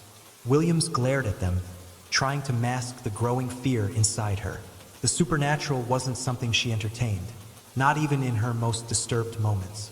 But as the hours passed, with strange occurrences escalating at every turn, even she was starting to question her skepticism. "All right," she said, her voice steely, trying to regain control. "We need to go back to the logs. The blackout incident, the unsolved deaths. There has to be something we missed. Something we can use to figure out what the hell is going on here." Everyone nodded, though the weight of the situation made the simple task of moving forward feel like a monumental challenge. They all gathered around the office desk where the case files from 1989 were kept. Randall sat at the computer terminal, his fingers hovering nervously over the keyboard. He hesitated before typing in the old case number. The screen flickered for a moment before a digital version of the file appeared in front of him. It was as unsettling as it was incomplete. The same officers' names, their faces frozen in time, listed under the blackout incident. "We've seen this before," Harris muttered, rubbing his temples. "But it doesn't tell us anything useful. No leads, no clues. Just 9 bodies, all with the same condition, frozen in terror. No wounds, no signs of violence. Just empty, staring eyes." Williams leaned in closer, her gaze narrowing at the screen. "Wait a minute," she muttered, tapping the file, which had now expanded with more information. A few lines stood out to her. The file that was supposed to be closed, the file marked with the words "Case Closed" in red ink, now had an added note. It had only appeared after Randall had searched the system. Her fingers traced over the words, which made her skin crawl. "One officer unaccounted for. Unknown fate. Presumed dead." Her breath caught. "It's not possible. They never mentioned anyone else." "Unaccounted for?" Daniels asked, his voice shaky. "Who is it? Who is missing?" Williams didn't respond immediately. Instead, she scrolled through the file with mounting dread. The missing officer wasn't a name she recognized. Not from the blackout incident. But there, in plain text, it read, "Officer Roland Hodge never found." "What the hell?" Harris whispered.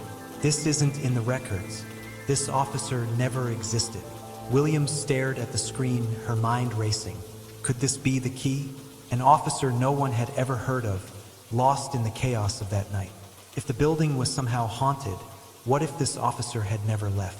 What if his soul was trapped in the precinct with the others? The lights flickered once more, and the room grew colder, the air growing thick with an unnatural chill. The hairs on William's neck stood up as she heard the unmistakable sound of footsteps. Slow, deliberate, and far too close. "I think it's time to leave," Randall said softly, his voice barely a whisper. "This isn't a normal precinct. It never was." But before anyone could react, a voice crackled through the room's old radio system, faint at first, then becoming louder and more distinct, until it was unmistakable. "Leave now." It was that same voice they'd heard earlier, the one that seemed to echo from the walls. But this time it was different. This time it sounded like it was coming from inside the very walls of the precinct. The sound of someone whispering in the dark, in their ears, so close that their breath could almost be felt. The radios shut off, one by one, the flickering lights casting eerie shadows over the officers' faces. "What the hell is going on?" Williams said, her voice barely above a whisper. Her pulse quickened as the room seemed to pulse with the same rhythm as the heartbeat of the building. Suddenly, the overhead lights exploded in a flurry of sparks, plunging them back into darkness. "Stay together," Williams barked, trying to maintain control over her team. "We'll make it through this, but we need to stay focused." The silence that followed was deafening, and then they heard it, the whisper again. But this time, it wasn't just one voice. It was many. Get out! The words echoed all around them, reverberating through the walls, the floor beneath their feet trembling as though the building itself was coming alive, responding to the whispers of the long-dead officers trapped within. Get out! It was a scream now, the voices blending together, warping into a shrill, agonizing cacophony that shook the foundation of Precinct 13 to its very core. The walls seemed to close in on them, the air thick with fear and the unshakable sensation that something malevolent was waiting, watching, judging them from the shadows. "Let's go," Williams said, her voice barely audible over the sounds of the voices. Now, they rushed for the exit, their steps heavy, their hearts pounding in their chests. But when they reached the door, it wouldn't open. The doorknob was stuck, the metal cold to the touch. They all pulled, twisted, desperate to escape, but it wouldn't budge. And then, just when they thought they couldn't take it anymore, the door flung open. Standing in the doorway was a figure, a man dressed in an old, faded uniform. The name tag on his chest read, Officer Roland Hodge. The figure in the doorway stood motionless, an eerie calm radiating from him. His uniform faded and old, as though it had been trapped in time. The officers froze, their hands still gripping the doorknob, as their eyes locked on the ghostly apparition standing before them. Officer Roland Hodge. The name rang out in William's mind like an unanswered question, a name that should never have been in any official report. She had scrolled through the files multiple times. Officer Roland Hodge was a phantom, a name lost to history, a person whose existence had been wiped clean from every record. And yet, here he was, standing in front of them, his eyes vacant and lifeless, staring into their souls. "Get out," the voice from the walls whispered again. But this time, it wasn't coming from the static-ridden radio. It was coming from Roland Hodge himself. His lips moved slowly, but the words he spoke were not his own. They echoed from the walls, through the air, as if the precinct itself were speaking through him. "Leave now before it's too late." Harris stepped back, his face ashen. "This isn't real. This can't be real." Williams swallowed hard, trying to maintain some semblance of control. "Stay calm," she ordered, but even her voice wavered. "We need answers." "Roland," she said, her voice steady, though her insides were twisting with fear. "What happened here? What do you want from us?"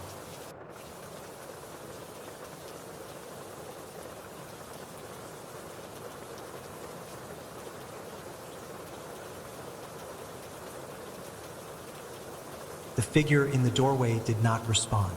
Instead, the air grew colder, and the faint sound of chains dragging across the floor echoed from the dark hallways of the precinct. It was as though the building itself was coming to life, groaning under the weight of its long-held secrets. "We never left," Hodge whispered, his voice like gravel scraping against stone.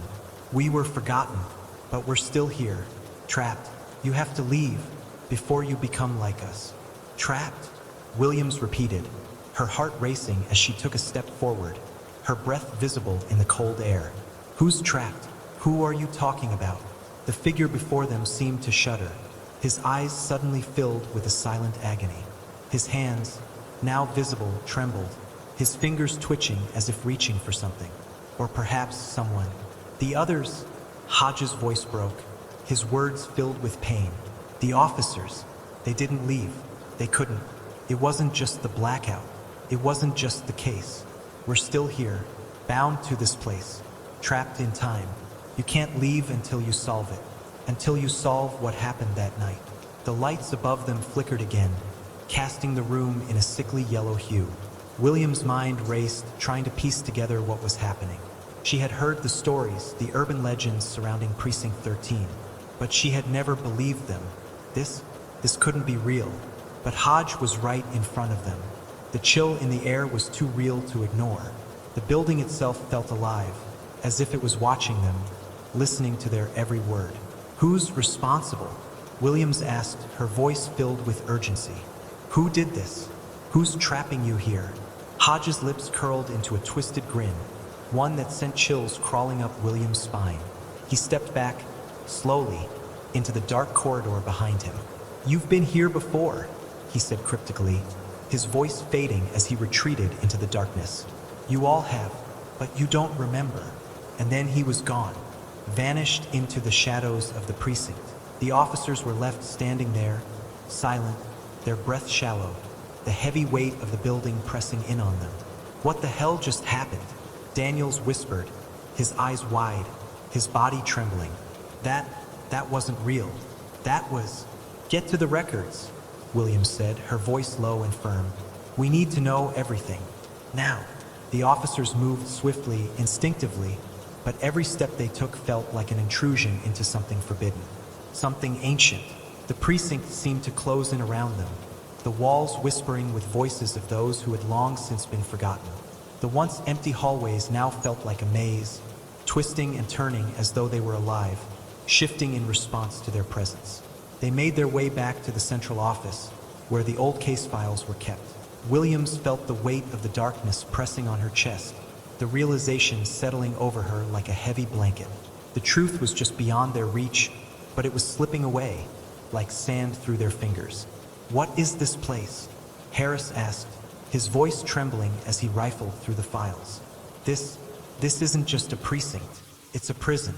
Williams' heart skipped a beat. The word prison echoed in her mind, and suddenly, everything clicked into place. The building wasn't just a place for law enforcement. It wasn't just an abandoned precinct. It was a tomb, prison, a place where the lost souls of the officers were trapped, unable to escape.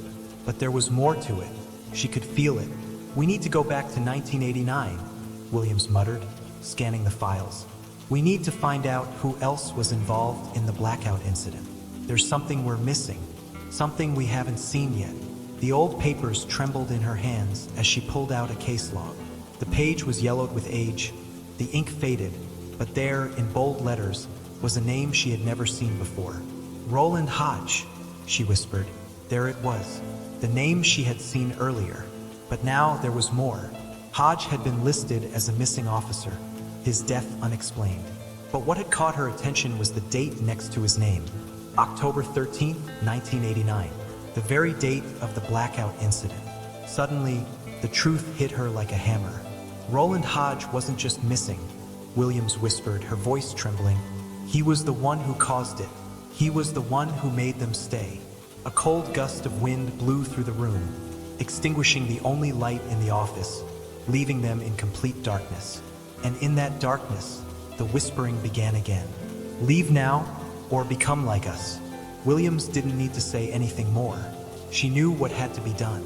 The officers had to escape, but to do so, they had to solve the mystery of Precinct 13, or else they would become just another set of lost souls, doomed to repeat the same endless night.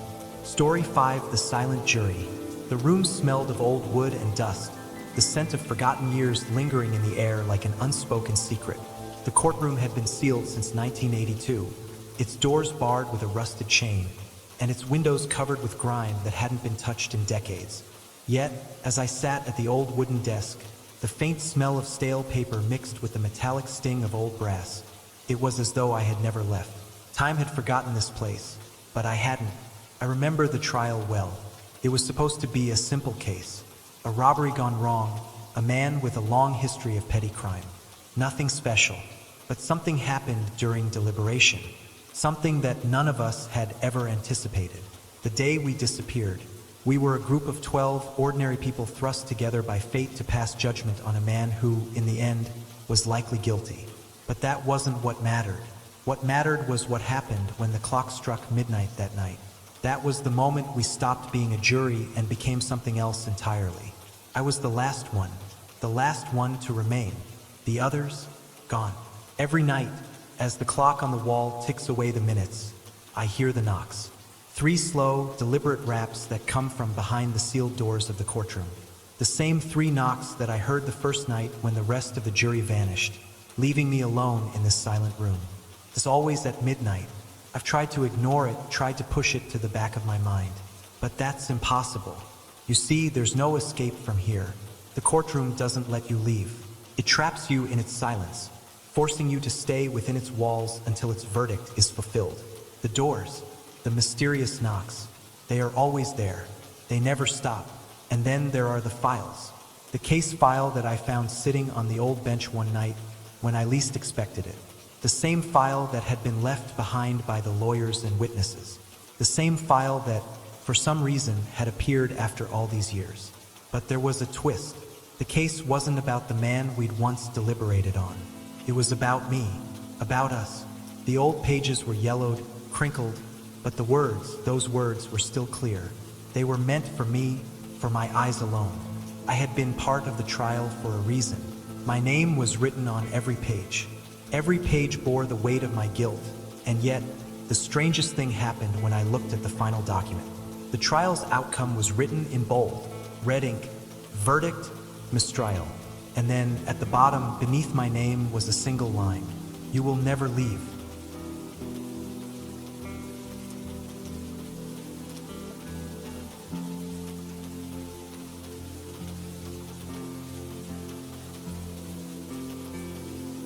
I could feel my heart race, the reality sinking in. How had I been chosen? How had I become the last one? And more importantly, why was I here? Why had I never left the courtroom? I placed the file back on the desk, my hands shaking as I adjusted the papers, trying to make sense of the strange, overwhelming sense of déjà vu that washed over me. Each knock against the courtroom door echoed like a heartbeat. It wasn't random. It was a signal. I glanced at the clock. Midnight was approaching. I could feel it in my bones, the weight of time pressing down on me. I had heard the knocks countless times over the years, but each time, they grew louder, more insistent. I stood up, walking slowly to the door. I reached out, my fingers brushing against the cold, iron handle. I had no choice. I had to see what was on the other side. As I turned the handle, the door creaked open, revealing nothing but darkness beyond. But then, in the faint glow of the moonlight that filtered through the dirty windows, I saw it. The bench. It was empty, but on it lay a small object, a single blackened key. I picked it up, feeling its cold weight in my hand, and that's when I heard it. A whisper, soft at first, like a breath on the wind. "Come back, come back, come back." The voice trailed off, distant and familiar, as though it had been calling to me for years. I didn't need to ask who was speaking.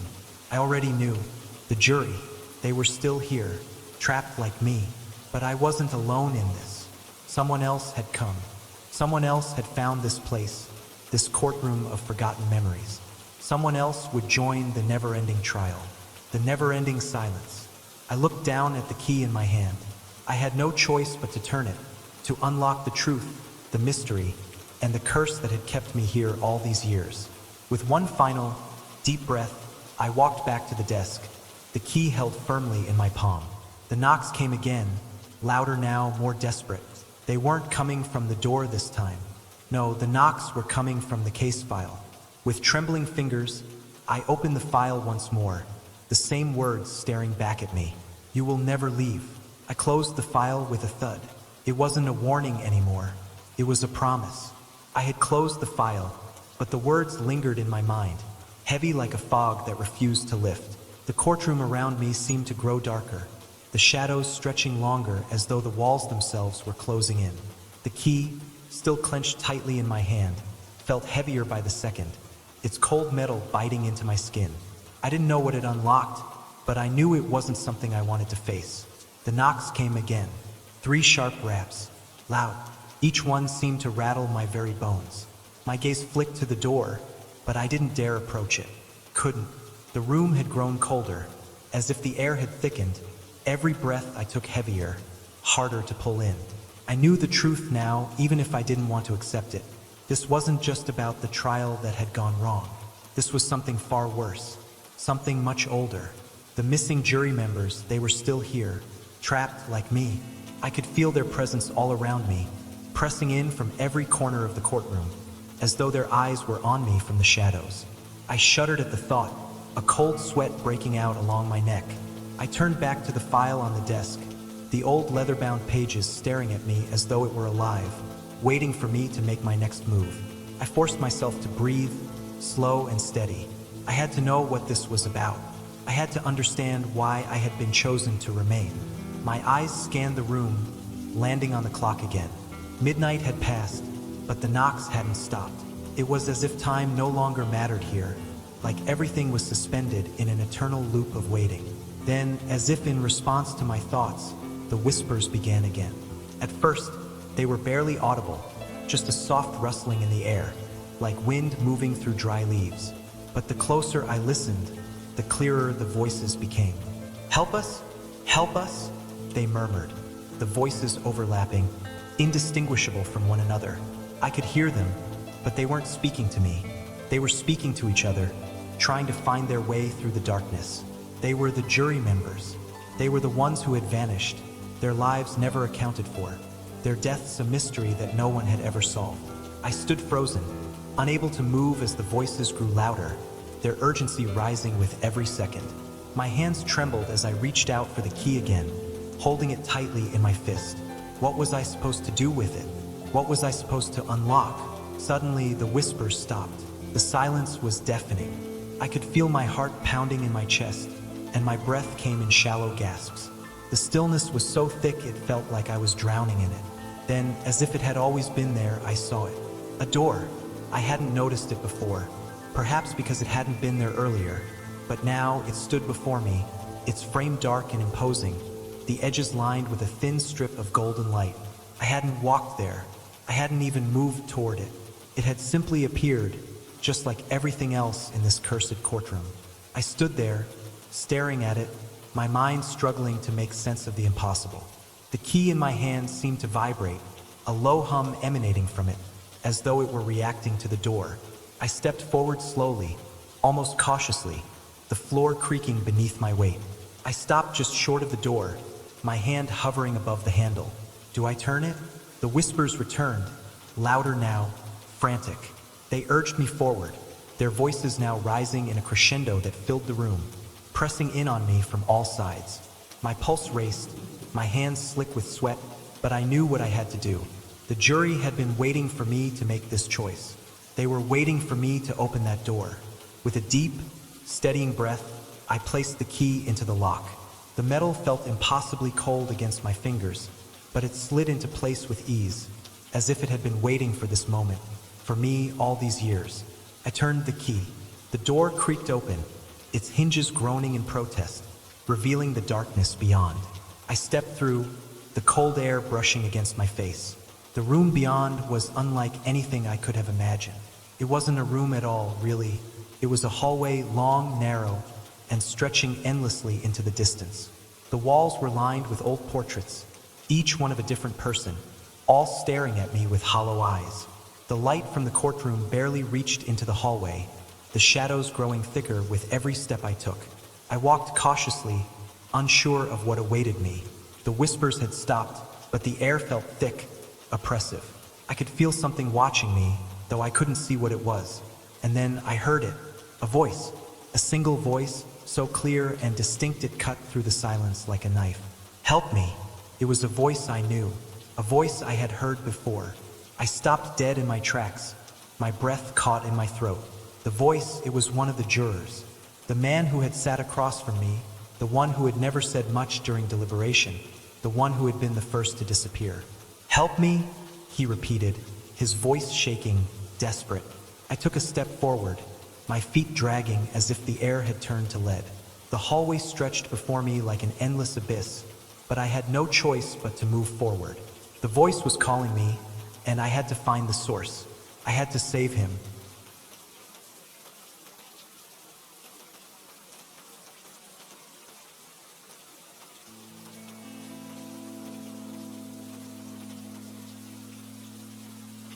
And perhaps, just perhaps, I could save myself too. The hallway stretched before me, endless and unyielding, each step heavier than the last. The voice had stopped for a moment, but the sense of urgency still pulsed through the air, thick and suffocating. Every fiber of my being screamed at me to turn back, to leave the shadows behind and never look back. But I couldn't. I couldn't abandon him. I couldn't leave them here, trapped, just like me. My breath was shallow, the air thick with the smell of dust and old wood, and as I walked, the darkness around me seemed to grow deeper, more oppressive. The portraits on the walls, the faces of people who had been part of the jury, perhaps, stared at me with lifeless eyes. Their expressions were frozen in time, their mouths slightly open as if they were trying to say something but were forever trapped in silence. The voice came again, this time closer, as though it was right beside me. "Help me, please." It was so desperate, so full of fear, that I couldn't help but quicken my pace. My heart raced as I pushed forward, deeper into the suffocating gloom. I tried to focus, to block out the panic rising in my chest, but it was impossible. The darkness pressed in on me, the walls seeming to close in as I walked. The hallway curved sharply ahead, but I barely noticed. My feet moved on their own, carrying me forward as if some unseen force was guiding me. Another voice echoed through the corridor, this one colder, more distant. "You shouldn't be here," it whispered, its tone hollow and disembodied. I stopped dead in my tracks. I could feel the cold creeping into my bones, my breath coming in shallow gasps. The walls, the portraits, they were no longer just remnants of a forgotten case. They were alive. They were watching me, waiting for something. I could feel their eyes on me, their judgment, as though they were waiting for me to make the wrong move. I turned sharply, looking back down the hallway. The door I had come through was gone. There was no way back. Only the long, winding corridor stretched before me, endless, the shadows growing darker with each passing second. The voice came again, clearer now, like a desperate whisper in my ear. "Help us, please." I couldn't tell if it was one voice or many. They all seemed to blend together, creating a chorus of desperation that made my skin crawl. The hairs on the back of my neck stood on end as I took another step forward, the sound of my footsteps muffled by the thick carpet beneath me. I was getting closer now. I could feel it. The source of the voice was just ahead. And then I saw it. A door, old and weathered, stood at the end of the hallway. It was different from the others, its frame worn and chipped, the wood sagging under the weight of years gone by. It seemed out of place, a relic from a different time. The whispers grew louder, their urgency increasing, but I couldn't stop myself. I had to know. I had to find the truth. I walked towards the door, my hand trembling as I reached for the knob. It was cold to the touch, as though it had been frozen in time, untouched for years. I hesitated for a moment, my breath catching in my throat. What lay beyond this door? What truth was waiting for me on the other side? I pushed the door open. The room inside was small, cramped, and dimly lit by a single flickering light. The walls were covered in peeling paint, and the floor was littered with scraps of old paper and debris. In the center of the room stood a table, and at that table sat a man. His back was turned to me, but I could feel his presence, his stillness, his weight in the room. "I knew you'd come," he said softly, his voice low and raspy. I froze, my heart hammering in my chest. I knew that voice. I had heard it before. It was him, the juror who had disappeared. The man who had been with me, the one who had sat silently throughout the trial. His face was pale, his eyes wide and hollow, but his gaze never left the table in front of him. I could see his hands trembling as he fiddled with something on the surface, something small and delicate. I stepped forward, my feet dragging as though the weight of the room itself was holding me in place. "Why did you stay?" I whispered, my voice barely audible over the pounding of my heart. "Why didn't you leave?" The man turned slowly, his face a mask of sorrow and fear. "Because I never left," he said, his voice barely above a whisper. "None of us did. We're still here. We're still waiting." His eyes locked onto mine, and for a moment, I saw something in them, a flicker of recognition, of understanding. Then, just as quickly, it was gone, replaced by an expression of sheer terror. "You have to stop it," he whispered urgently. "You have to stop them before they—" But before he could finish, the room seemed to shake. The walls trembled, the light flickered, and then, all at once, everything went dark. The silence was deafening. Couldn't see, couldn't move. The air was thick, suffocating, as if the very room had been consumed by darkness itself. And then, a new voice emerged from the shadows, one I hadn't heard before. It was deep, resonant, and filled with malice. "It's too late," it said, its tone icy and final. "You should have never opened the door." The man at the table screamed, but it was cut off abruptly, his voice silenced by the dark presence in the room. I felt a hand on my shoulder, cold, clammy, and unyielding. I turned, but no one was there. And in that instant, I knew I was not alone. Story 6. The morning was always quiet in the small town of Ridgeway, a place where time seemed to slow down and the bustle of the world outside never truly touched. But that peace had been shattered recently. Murders, violent and inexplicable, had begun to strike at the heart of the community. Each victim, well known in their own way, received a hand-drawn comic strip a day before their death. The comic, always crude, always simple, showed exactly how they would die. No one knew who was sending them or why. But every time, the illustration was accurate down to the smallest detail, right down to the last expression on their face. Each victim's death followed the comic to the letter. The authorities were stumped, unable to piece together any concrete evidence. There were no fingerprints, no connections between the victims, no witnesses. It was as though these deaths were orchestrated by some invisible hand, a force of fate that moved across the town, leaving destruction in its wake. Detective Marcus Grant had seen his share of crime scenes, gruesome, brutal, and often incomprehensible. But these murders were different. They had an unsettling quality, a sense of inevitability to them that gnawed at his insides. Each victim had been found exactly as depicted in their final comic, their faces frozen in terror or pain. It was a horror beyond just death. It was the horror of knowing it was coming and not being able to stop it. Grant sat in his office that evening, reviewing the case files, the comics that had been left behind with each victim. They were all similar, crudely drawn, a childlike quality to them, but there was a precision, a knowledge of what would happen next that felt wrong. The latest victim had been Carl Simmons, a local bar owner. His comic had shown him in the process of being strangled with a bar towel, the terror evident in his eyes as he gasped for air. And that was exactly how Carl had been found, eyes wide, his body still locked in the final grip of death.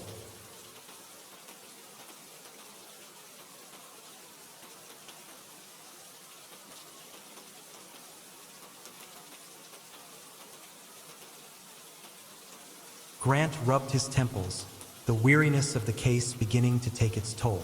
He stared down at the latest comic, which had been slipped under his office door earlier that day. It was unlike any he had seen before. The figure in the comic was him. His face was drawn, exaggerated and wide-eyed in terror, his body caught in some gruesome, impossible position. The date at the top of the comic was tomorrow's. The day after today. Tomorrow. Grant's heart skipped a beat as he stared at the comic. His first instinct was disbelief. Couldn't be. But the more he looked at it, the more the details seemed to echo a truth he hadn't wanted to confront. The sketch, though crude, depicted the exact scene of his own death. The surroundings looked familiar, his office where he sat now. The expression on his face was one of pure horror, his mouth open as if he was trying to scream but couldn't. The sickening realization crept over him. The murderer was going to take him next. For a long time, Grant didn't move. He just sat there, his eyes locked on the drawing. His breath had become shallow, his pulse quickening. He could feel his stomach churn, a knot tightening in his gut. This was no ordinary killer. This was something different, something personal. But why him? He pushed the comic aside, trying to focus on the logical part of his mind. There had to be an explanation. Maybe someone was just trying to mess with him, trying to get under his skin. He had seen it before in the psychological games criminals played, sending taunting messages, creating fear and confusion. But this felt different. This felt real. His hand trembled as he reached for his phone. His first instinct was to call his partner, Sarah Carter. They had been working together for years, and if anyone could make sense of this madness, it was her. But then, a sickening thought struck him. What if she was the next target? What if the comic was right and he was already on borrowed time? Grant hesitated. He needed to act. But what? He looked back at the comic. Could he prevent his own death? Could he stop whatever force was behind this? The silence of the office felt oppressive, the shadows stretching across the walls as the weight of the situation pressed in on him. He knew he couldn't ignore it. He had to find the answers, and fast. But where did he even begin? The weight of the drawing pressed down on Marcus Grant, suffocating him. The detective sat motionless, his mind racing through every theory and possibility. Who could have known about tomorrow? How could they know the intimate details of his life, his office, his routines? There had to be an explanation. This was a sick joke, he told himself. It had to be. Yet, even as he thought it, deep down, he felt the creeping sensation that something far darker was at play. This wasn't just some deranged prank. The killer, if that's even what this was, wasn't merely taunting him. They were sending a warning that was undeniably real. Grant didn't waste time overanalyzing the comic any longer. He grabbed his coat, his fingers lingering on the phone in his pocket for a moment before he finally decided against calling Sarah. He couldn't involve her just yet, not until he had more answers. He needed to be sure. He left his office, the door clicking shut behind him with an unsettling finality. The air outside was thick with the kind of stillness that seemed to absorb sound, as if even the world around him had paused in dread. Ridgeway wasn't a large town, but it had its share of crime. The kind of crime that Grant had seen before, handled, and understood. But this was something else entirely. The streets were deserted as he drove, the glow from the streetlights casting long shadows over empty sidewalks. He headed to the one place where he might find some clue to this madness, the morgue. If he could get his hands on the coroner's report for the last victim, Carl Simmons, maybe, just maybe, there was something he had missed. The drive felt interminable, each passing second dragging as he fought against the thoughts spiraling in his mind. Could he avoid the fate written out in the comic? Was there a way to change what was coming? Could anyone outrun their death if they knew when it was coming? His hands gripped the steering wheel, knuckles white from the pressure. As he approached the morgue, the same gnawing feeling crept up his spine. He couldn't shake the sense that he wasn't just chasing a killer. He was being chased. His every move was part of some sick game, and the killer held all the cards. The morgue was quiet when he arrived, the dim fluorescent lighting casting a cold, sterile glow over the long hallways. He made his way to the back, where the coroner was sorting through some files. Dr. Stevens, an older man with years of experience, looked up as Grant entered. "Detective Grant," Stevens greeted him, his voice low and tired, as if it had been the same greeting for years. "What brings you down here tonight?" "I need to see the autopsy report for Carl Simmons," Grant replied quickly, his voice tense. Stevens raised an eyebrow, but nodded. "You know the procedure. I'm not just handing out those reports." "I'm not here to make trouble," Grant said, his voice sharper than he intended. "I just need to know if there's anything unusual about Simmons' death, anything that doesn't fit the pattern."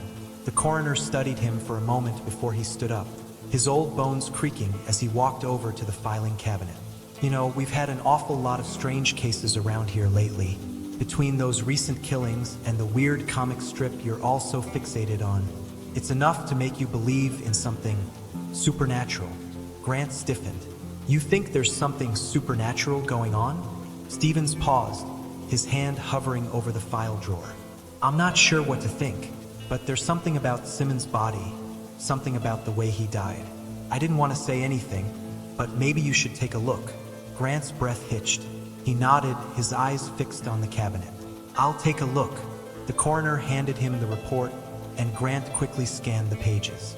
Everything seemed normal until he reached the cause of death: strangulation. No signs of struggle, no wounds, no indication of any kind of fight, just the same brutal cause like all the other victims. But then there was a detail at the bottom of the page, written in bold, unsettling red ink: "Time of death, exact match to comic illustration." Grant froze. He could feel his pulse quicken. This couldn't be real. How could the coroner know the time of death matched the comic's description? He looked up, his eyes locking onto Stevens, who stood there, strangely still. "What do you mean by that?" Grant asked, his voice unsteady. The coroner didn't answer right away. He seemed to hesitate before speaking. "I've seen the comics, Grant. Everyone has. We're all talking about it. It's hard not to. I thought it was just some sick prank at first. But when I did the autopsy and saw the way Simmons had died, well, I couldn't ignore it." Grant felt his stomach churn. "You're saying the comics accurate?" Stevens nodded grimly. "As accurate as it gets. You might want to check the other reports, Detective. It's all there. Every victim, every last detail. It's like the killer, or whatever this is, has a map of the future."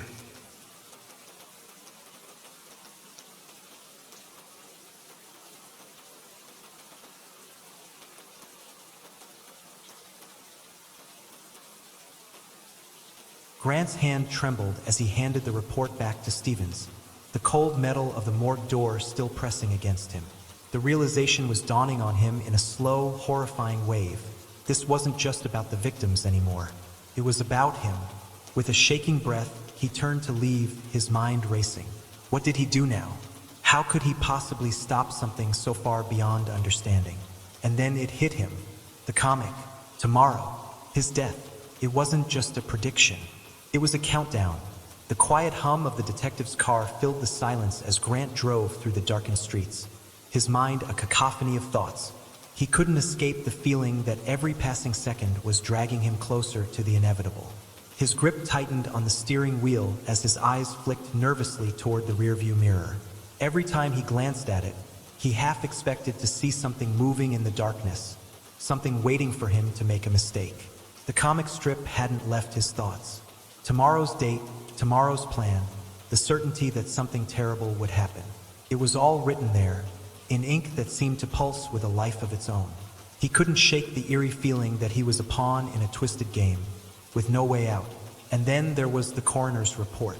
The way the time of death matched the details of the comic so perfectly.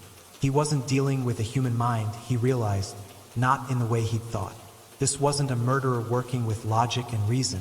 It was something else. Something he didn't have the words for. Grant's phone buzzed, pulling him from his dark reverie. He glanced at the screen and saw Sarah's name. He hesitated before answering, the weight of the moment pressing down on him. Could he tell her? Could he risk dragging her into this nightmare? Grant. Her voice came through the line, and the sound of it grounded him, even if just for a moment. I've been trying to reach you. Have you seen the news? He could feel his chest tighten. He glanced at the clock on the dashboard, and the chill ran deeper. What news? A body, found by the river. It's another one of the victims. Sarah's voice faltered for just a split second, but it was enough to send a chill through him. Grant, you need to see this. His instincts kicked in before his thoughts could follow. Where? Central Park, she replied. Get here fast. The team's already there. The line went dead, and Grant didn't waste another second. He slammed his foot down on the accelerator and raced toward the park. Each turn felt too sharp, each stoplight felt like it was mocking him, delaying him further from some unknown end. He couldn't afford to be late. If the pattern was real, if the comic was right, then every second mattered. The clock was ticking down, and there was no way to stop it. The park loomed in front of him as he pulled into the parking lot, headlights cutting through the mist that hung in the trees like a veil. The air was thick with fog, and the distant sound of the river's current added an unsettling undertone to the silence. He spotted Sarah near the police tape, standing with a few other officers, but it was the body that drew his attention. Even before he reached her, he saw the distinctive, familiar details that made his stomach twist. This was another victim, another life marked out in ink, and Grant knew, deep down, that this was the one that would change everything. Detective, Sarah said when she saw him approach, her voice tight with unease. It's Carl Simmons. We think he was dumped here after the murder. Grant didn't reply right away. His eyes scanned the area around the body, taking in every detail, every shadow. The body had been left where the river met the shore, its limp form lying on the ground, face up. The expression on the victim's face was unsettlingly calm, too calm for someone who had just been violently murdered. The hands were unnaturally still at his sides, the eyes wide open and empty, a perfect match to the details in the comic. The most chilling thing, however, was what Grant noticed next. The victim's neck was twisted unnaturally, but there was no sign of any struggle, no blood, just the same strange, eerie stillness that had marked the other victims. Grant took a slow breath, his mind working through the pieces like a puzzle that refused to fit. How was the killer doing this? How could they know exactly where to leave the bodies? And what was the significance of the river? I'm going to need to get a closer look, he said, trying to keep his voice steady. Sarah nodded and gestured for the officers to clear a path. Grant moved toward the body, his heart pounding in his chest. He squatted down beside the victim, feeling the cold air rush in as he examined the body. There were no signs of any injuries that would have been visible to the naked eye. No wounds, no blood splatter. It was as though the man had simply fallen dead. But it was the face, the expression on the dead man's face, frozen in that eerie calm, that made Grant shiver. The more he stared at it, the more he felt an undeniable sense of dread, a sense that something far worse was coming. "Detective," Sarah's voice broke through his thoughts. "You should see this." Grant turned toward her. She was holding something small, folded in her hand. His heart skipped a beat when he saw what it was. It was a comic strip. His eyes locked on it as she handed it to him, his hand shaking ever so slightly.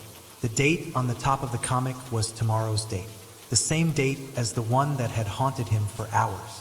And at the center of the panel, drawn in meticulous detail, was his own face, the same wide-eyed, terrified expression that had marked the other victims, the same calm death stare, and beneath it, the words, "Grant's final hour." For the first time in his life, Marcus Grant felt the full weight of fear. He was out of time. As the story reaches its terrifying conclusion, we can't help but wonder, what happens when time runs out? Will Grant be able to stop the unthinkable, or will the prophecy in the comic strip come true?